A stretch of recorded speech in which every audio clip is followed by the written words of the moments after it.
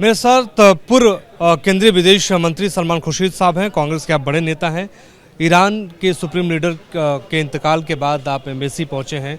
आप लोगों ने शोक व्यक्त की है। भारत सरकार का कोई स्पष्ट इस पे रवैया अब तक नहीं दिख रहा, क्या कहें? भारत सरकार का किसी बात में, फॉरेन मैटर्स में, फॉरेन पॉलिसी के मामले में किसी बात पे स्पष्ट रवैया हो वो आप मुझे बता दो, तब मैं ये कहूँ कि इसमें नहीं है, उसमें था।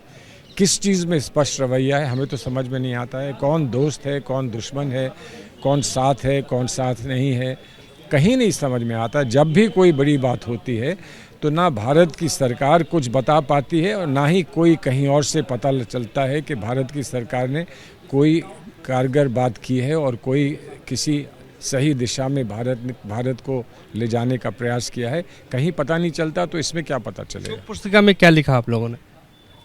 हमने तो सबकी अपनी पार्टी की लीडरशिप की तरफ से, सोनिया जी की तरफ से, माननीय खारगे जी की तरफ से, माननीय राहुल जी की तरफ से और जो लाखों भारतवर्ष के लोग कांग्रेस पार्टी के साथ हैं, उन सब की तरफ से हमने ये कहा कि ये एक दोस्त पर एक बुरा वक्त गुजर रहा है, उसमें हम हिमायत में और उसमें हम दोस्त के साथ खड़े होने के लिए यहाँ आए हैं और उम्मीद करते हैं कि कभी न कभी ये अंधेरा समाप्त होगा और एक नई रोशनी देखने को मिलेगी। जो कुर्बानी दी है आयतुल्लाह साहब ने, जो कुर्बानी दी है और उनकी जो शहादत है, वो एक नया पैगाम नई पीढ़ी को दे सके, इसकी हमने उम्मीद की है। सलमान भाई, आप विदेश मंत्री रह चुके हैं, क्या डिमांड आप करते हैं भारत सरकार से? कैसी डिप्लोमेसी इस वक्त होनी चाहिए? डिप्लोमेसी ट्रांसपेरेंट होनी चाहिए, डिप्लोमेसी उसूल बेस्ड होनी चाहिए, प्रिंसिपल बेस्ड होनी चाहिए, डिप्लोमेसी में नैतिकता होनी चाहिए, मोरालिटी होनी चाहिए, वैल्यूज़ होने चाहिए। हिंदुस्तान की डिप्लोमेसी की खासियत थी कि वैल्यू बेस्ड थी, उसमें मोरालिटी का बहुत बड़ा हिस्सा था, लेकिन आज कुछ नहीं दिखता है। हर जगह दिखता है तो सिर्फ ट्रांजैक्शनल मामले दिखते हैं कि जैसे बाज़ार में आप जाकर ख़रीद फ़रोख्त करते हैं वैसे मामले दिखते हैं। उसमें हमको फॉरेन पॉलिसी नहीं दिखती, डिप्लोमेसी नहीं दिखती।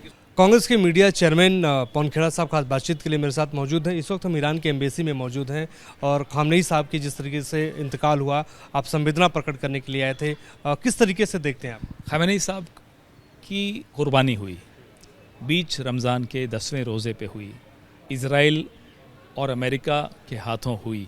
यह बात आने वाली नस्लें नहीं भूलेंगी। कुर्बानियों से हमेशा कुछ सीखना चाहिए, सबको सीखना चाहिए।